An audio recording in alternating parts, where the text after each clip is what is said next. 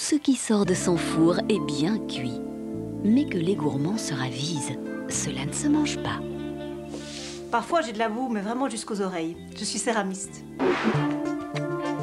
Un jour, je campais en France, j'ai vu cette affiche-ci.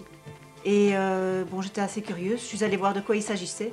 J'y ai passé la journée, et puis je suis retournée 48 heures après. Quand je suis rentrée chez moi, je me suis inscrite à l'Académie des Beaux-Arts. Et puis peu de temps après, j'ai laissé tomber mon boulot de professeur de sciences économiques pour me lancer à temps plein dans la poterie.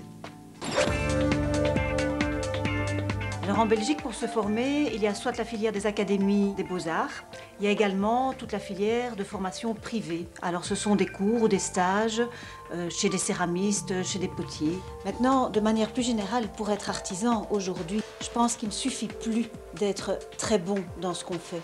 Si on veut pouvoir vendre sa production, il faut quand même développer des qualités de communication et puis il faut un minimum de connaissances en gestion aussi. Ce que j'essaye de faire, c'est de transmettre des émotions. Quand on voit ceci, eh bien, la forme extérieure est très belle. Et puis, ce que j'ai voulu montrer à l'intérieur, c'est tout à fait autre chose. Ici, c'est un de mes cauchemars. C'est une espèce de puits sans fond dans lequel je tombe, je tombe, je tombe.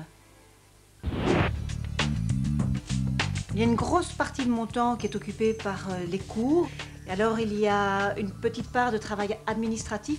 Et puis, la cerise sur le gâteau que je me garde vraiment pour moi, c'est minimum une journée par semaine de travail purement créatif. Et puis, bon, pas mal de soirées. Et j'avoue que le week-end, je me trouve souvent dans mon atelier aussi. Mon métier, c'est ma vie.